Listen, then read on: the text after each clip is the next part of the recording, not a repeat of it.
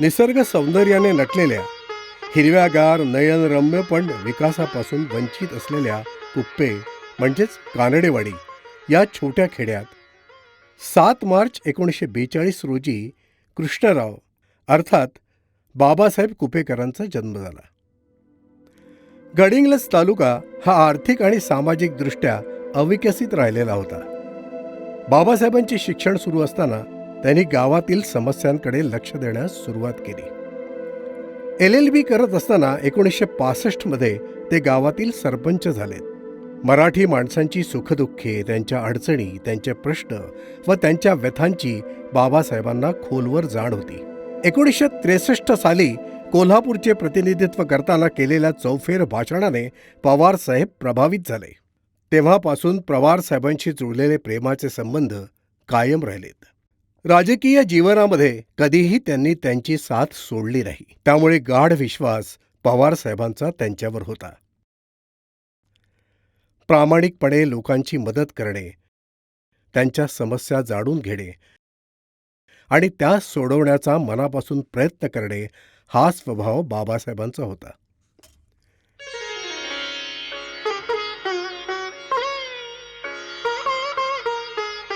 गडिंग्लज, चंदगड व आजरा हा संपूर्ण परिसर उंच सखल असल्याने पडणारे पावसाचे पाणी वाहून जात होते.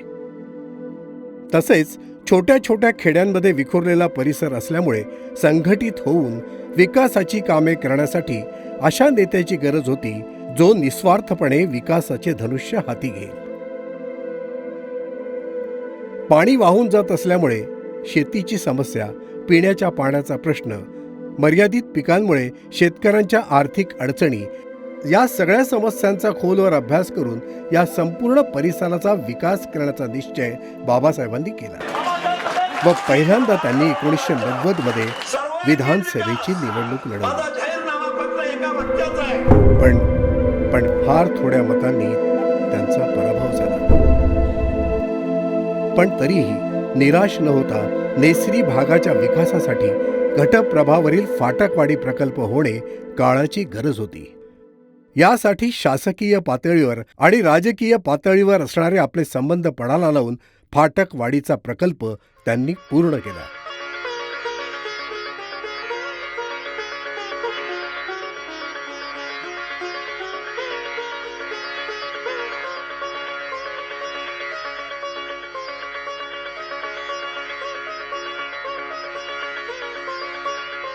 परिणामी या भागातील शेतकरी सुखावला.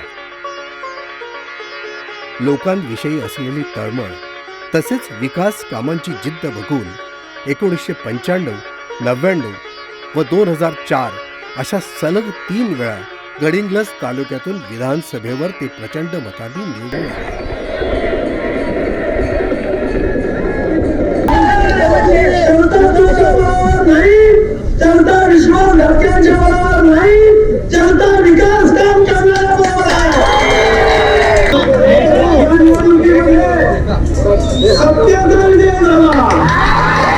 निवडून आल्यानंतर त्यांनी आपल्या परिसराच्या विकासाचा ध्यास घेतला. स्वस्थ न बसता तालुक्यातील पाण्याची समस्या, रस्त्यांचा प्रश्न प्राधान्याने सोडवण्याची गरज लक्षात घेऊन विकासासाठी पावले उचलायला सुरुवात केली. अध्यक्ष महोदय, माझ्या मतदारसंघातील महिला कितीतरी दुरून डोक्यावर पाण्याची घागर घेऊन येतात. त्यांच्या डोक्यावरची घागर मला उतरवायची आहे. माझ्या मतदारसंघातील पाण्याचा प्रश्न जर सुटणार नसेल तर मी माझ्या पदाचा राजीनामा देऊन आमरण उपोषणाला बसेल. पाण्याची समस्या सोडवण्यासाठी चित्री प्रकल्पाचे काम त्यांनी हाती घेतले आणि ते पूर्ण केले. चित्रीमुळे पाण्याचा प्रश्नच सुटला. मुबलक पाण्यामुळे तालुक्यातील शेतीचे उत्पन्न वाढले.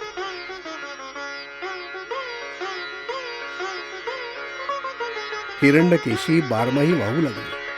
पिण्याच्या पाण्याचा प्रश्नच सुटला. लोक त्यांना गमतीने चित्रीकार म्हणत, पाणीवाले बाबा म्हणत. रस्त्यांच्या विकासामुळे छोटी छोटी गावे थेट बाजारपेठांशी जोडल्या गेली आणि पाहता पाहता संपूर्ण गडिंग्लज तालुका हिरवागार झाला. येथील शेतकऱ्यांचे उत्पन्न वाढले वर्षातून एकदाच पिकणारी शेती आता बारमाही पिकू लागली.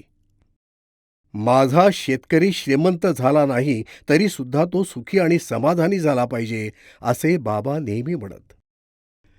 तालुक्याच्या विकासात शेतीचा प्रश्न प्राधान्याने सुटला पाहिजे यासाठी ते सतत धडपडत होते. तालुक्यातील रेंगाळलेल्या पाणी प्रश्नाकडे लक्ष वेधण्यासाठी त्यांनी स्वतःच्या पदाचा राजीनामा देऊन शासनाविरुद्ध बेमुदत उपोषणाची घोषणा केली होती. त्यांच्याच प्रयत्नाने चित्री पाटबंधारे प्रकल्प मार्गी लागला. 100 कोटीचा हा प्रकल्प पूर्ण होऊन आजरा व गडिंग्लज तालुक्याबरोबरच या प्रकल्पाचे पाणी हिरण्यकेशी नदीतून थेट सीमा भागापर्यंत पोहोचले. आज कोल्हापूर जिल्ह्यामध्ये गडहिंग्लज तालुका एक उत्तम विकासाचा तालुका म्हणून ओळखला जातो. गडहिंग्लज तालुका आणि तोच चंदगड तालुका मागासलेला तालुका म्हणून ओळखला जातो. आपण सर्वांनी मला जर संधी दिली या तालुक्यामध्ये तर माझे नेते पवार साहेबांच्या मदतीनं 2 वर्षामध्ये चंदगडचा चेहरा मोहरा बदलल्याशिवाय राहणार नाही. बोले तैसा चाले त्याची वंदावी पाऊले. चंदगड तालुक्यातून निवडून आल्यानंतर चंदगड तालुक्याच्या विकासाचे धनुष्य बाबासाहेबांनी उचलले आणि संपूर्ण परिसराचा विकास करण्यास सुरुवात केली. 2 ते 2.5 वर्षातच त्यांनी अनेक विकासाची कामे पूर्ण केलीत.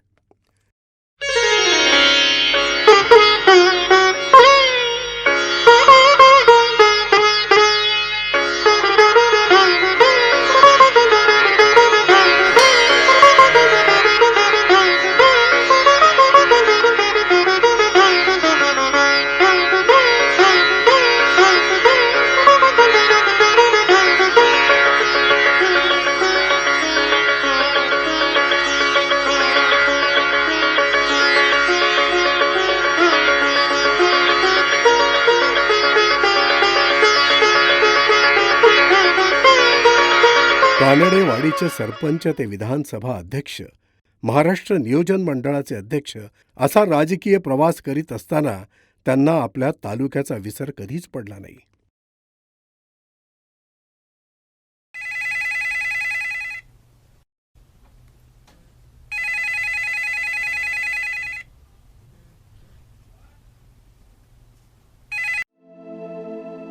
हॅलो, कोण? हां, बोल दौलत. ठीक आहे, ठीक आहे, ठीक. करतो करतो करतो.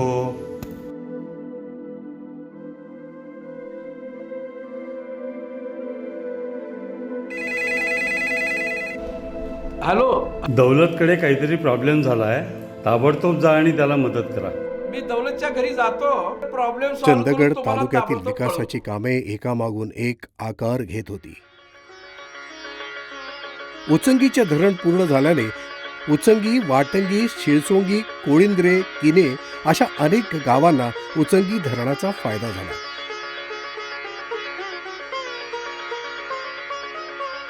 त्यानंतर आंबेओहळ धरणाचा प्रकल्प त्यांनी मंजूर करून घेतला.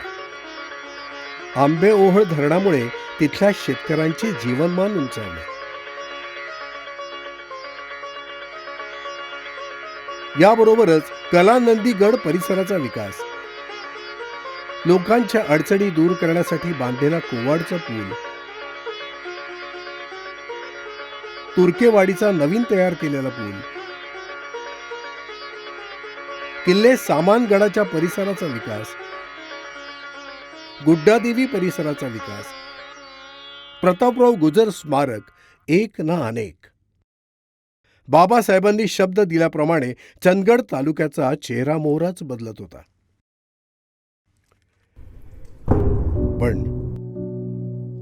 पण अचानक प्रकृती अस्वास्थ्यामुळे त्यांना जसलोक रुग्णालयात भरती करण्यात आले.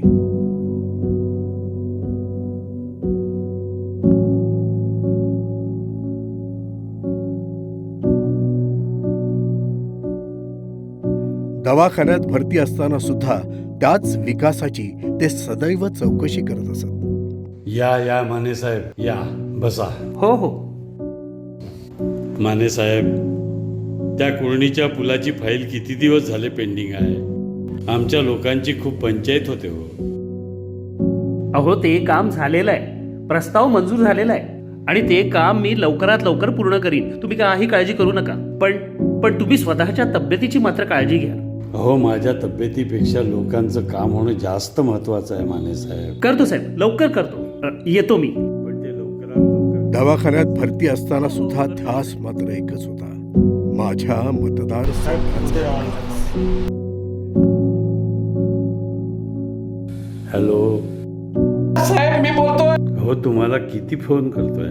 साहेब मी बाहेर होतो, फोन घेऊ शकलो नाही.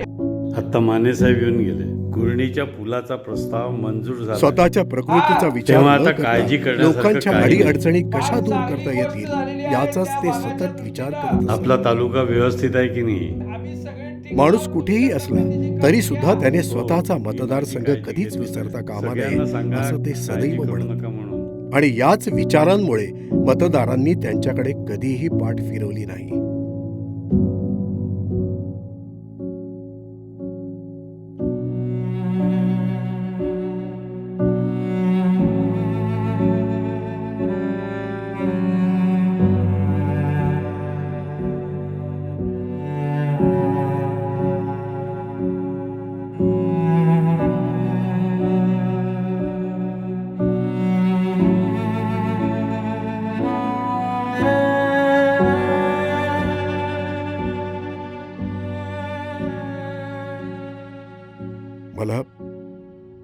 मला चंदगड तालुक्यातील बरीच विकासाची कामे करायची आहेत.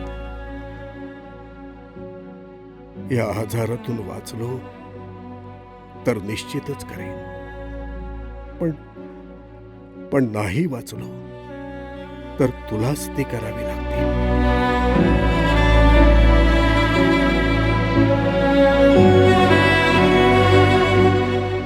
गडिंग्लज, चंदगड व आजरा तालुक्याचे भाग्य विधाते, चित्रीचे शिल्पकार, महाराष्ट्र विधानसभेचे माजी अध्यक्ष नामदार बाबासाहेब कुपेकर यांचे वयाच्या 17व्या वर्षी बुधवार दिनांक 26 सप्टेंबर 2012 रोजी निधन झाले. त्यांचा संपूर्ण मतदारसंघ कैवरून गेला. त्यांचा भाग्य विधाता त्यांना सोडून गेला होता.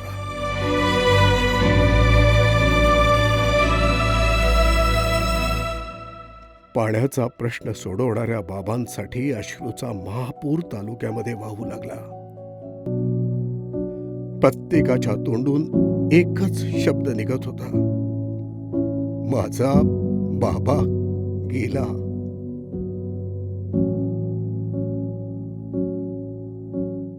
माझ्या अस्थींचं विसर्जन माझ्या शेतकरी बांधवांसाठी निर्माण केलेल्या चित्रीमध्ये करण्यात यावे, जेणेकरून माझ्या शेतकरी बांधवांची झालेली प्रगती मला सदैव बघता येईल.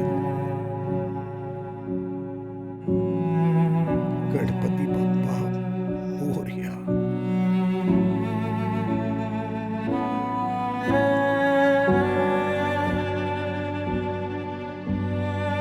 हे कंकण करी बांधियले, जनसेवे जीवन दिधले, राष्ट्रार्थ प्राण हे उरले, मी सिद्ध मरायाला हो,